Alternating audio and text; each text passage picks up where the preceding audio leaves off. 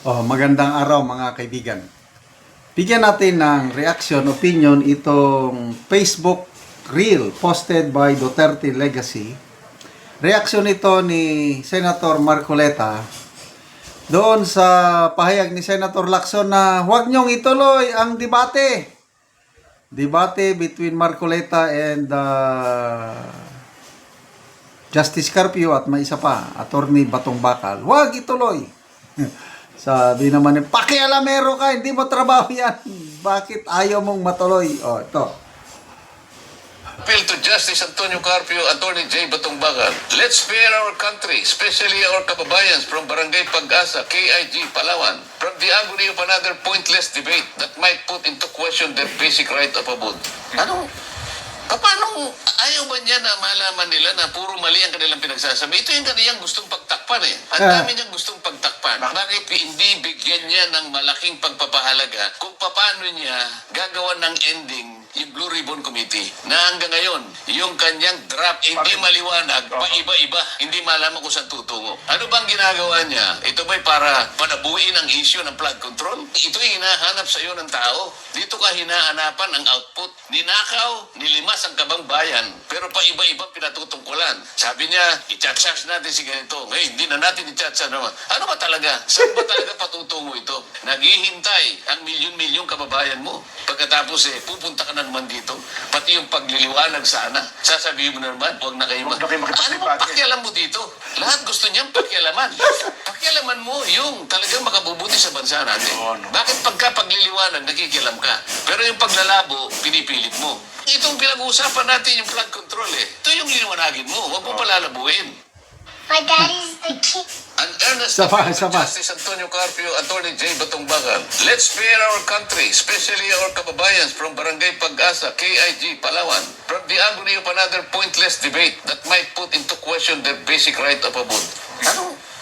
Paano ayaw ba niya na malaman nila na puro mali ang kanilang pinagsasabi? Ito yung kaniyang gustong pagtakpan eh. Ang dami niyang gustong pagtakpan. Bakit hindi bigyan niya ng malaking pagpapahalaga kung paano niya gagawa ng ending yung Blue Ribbon Committee na hanggang ngayon, yung kanyang draft hindi maliwanag, paiba-iba, hindi malaman kung saan tutungo. Ano bang ginagawa niya? Ito ba'y para panabuin ang issue ng flood control? Ito yung hinahanap sa iyo ng tao. Dito ka hinahanapan ang output. Ninakaw, nilimas ang kabang bayan, pero paiba-iba pinatutungkulan. Sabi niya, i-charge natin si ganito. Ngayon, hindi na natin i-charge naman. Ano ba talaga? Saan ba talaga patutungo ito?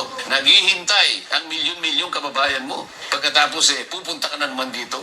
Pati yung pagliliwanag sana. Sasabihin mo na naman, huwag na kayo ano ba pakialam mo dito? Lahat gusto niyang pakialaman. Pakialaman mo yung talagang makabubuti sa bansa natin. So in short, pakialamero ka. Hindi mo trabaho ito. Kasi nga, yung debate na yan, ang naghamon, Marcoleta, friendly debate public debate. What's wrong with a friendly debate? Tinanggap naman ni Justice Carpio. Hindi naman siguro na pilitan si Justice Carpio. Supreme Court Justice yun So, ang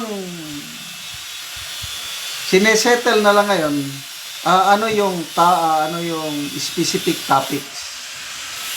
Sana matuloy. Ako, personal opinion ko lang, gusto kong matuloy. Dahil, sa tingin ko, makakatulong ito sa sambayan ng Pilipino, ma-educate tayo, ano ba talaga ang sitwasyon yung West Philippines na yan, yung Kalayaan Island Group na yan. Gusto kong matuloy.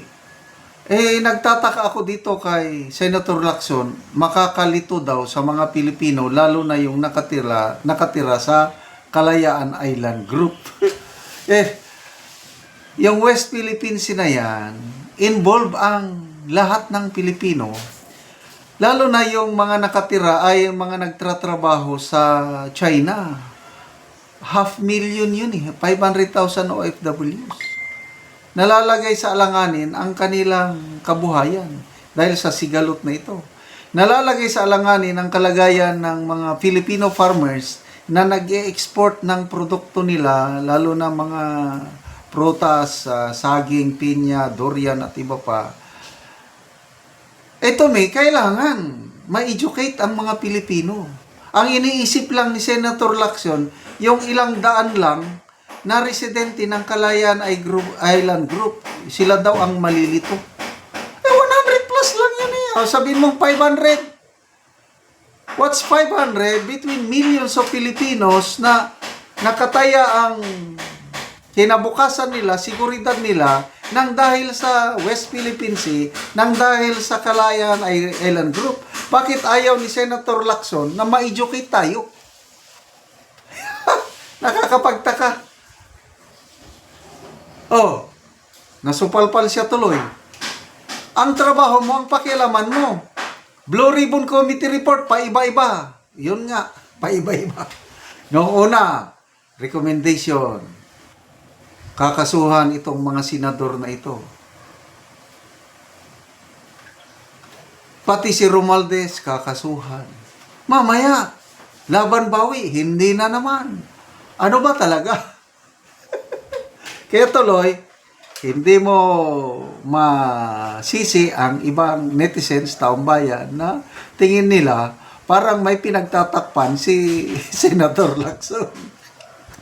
Sabi naman ni Senator Lacson sa kanyang post, nung tinanggap daw niya yung Blue Ribbon Committee chairmanship na yon, he is prepared to lose some friends. Totoo nga, may mga PMA graduates, mga retired generals. Sabi nila, nasaan na yung Lacson na hinahangaan namin na walang kinakatakutan? Ngayon, parang mayroon namang pinagtatakpan. So, please lang, huwag na kayong makialam, Senator Lacson. Gusto naming matuloy yung debate. Basa tayo sa mga comments, ha? Jennifer Luzon, si Marcoleta lang nakikita kong liwanag sa Senado. Fidelito Lavieres, nakikisawsaw na naman si Lacson para magulo ang usapan. Yun nga, nakikisawsaw. Loida Guangco, yes, naghihintay kami sa resulta sa flood control corruption, yung report. Sebi Serton, ganyan pag may gustong itago. Harris Minor, lalabas kasi nakinabang sila sa flood control. Paano kasi inutil yan si Lacson? Walang kwenta, akala mo magaling, iwalang namang nangyari sa investigasyon niya. Salamat mga kaibigan sa inyong pagsubaybay sa ating channel. Nakakatulong kayo ng malaki sa tribong Talanding ng Bukidnon dahil ang income, sweldo natin sa channel na ito is pantulong po sa tribo.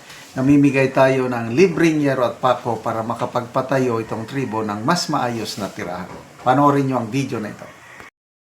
So, mao ni ang matagaan, anak ni ante. So, tuwa si ante. So, ang iyang anak ang nagpasan. So, pagkaluoy gud nila, ante kay kuan ng balayo. So, mo ning itsura sa balay ni ante. So, ante, mo na imong pinaskuan. Merry Christmas. So, mo na mong tabang gikan sa Ginoo. So, mo nilang kahimtang sa ilang abuhan. So, mo yung kahimtang nila ante. So, kung muulan, so, tuluan na gid sila. So, gipang sapahan na lang o mga linsen nga daot. Kay para kung ulan, dili sila tuluan. Ako pasalamat ang nakaabot ang panalangin diri sa ako. Basta di ay wala ko namatay sa sakit kay mo di ni akong gihulatan nga na ay motabang sa ako. So, pila na imong edad ante? 50 na So, na kay mga anak. na So, pila ka buk imong anak ante? 8 So, 8. So, tanan na sila ng eskwela ante. tanan. Ay. So, unsa di inyong pangunubuhian ante? Andra kanang gabuhi ra og manok. Mag-uuma lang mo. Mag-uuma ra, magdaro. Dili sad amo ang akabaw kay gihilam ra sa amo. So, nganong karon pa mailisdan ang inyong atop ante o giyero? Karon pag yun Yeah. tungod sa among kalisod. Ako na ay among kwarta kutob lang gid sa bugas nga ipalit nga tig usa ra ka gantang. So, asa da imong bana ante? Sa uma. So nagtrabaho ang imong bana. So ante dako kayong pasalamat mo to ang among gihatag sa imuha nga atol pagyud sa Pasko ug Merry Christmas kay ante. God Salamat sa bless. Ginoo. Okay.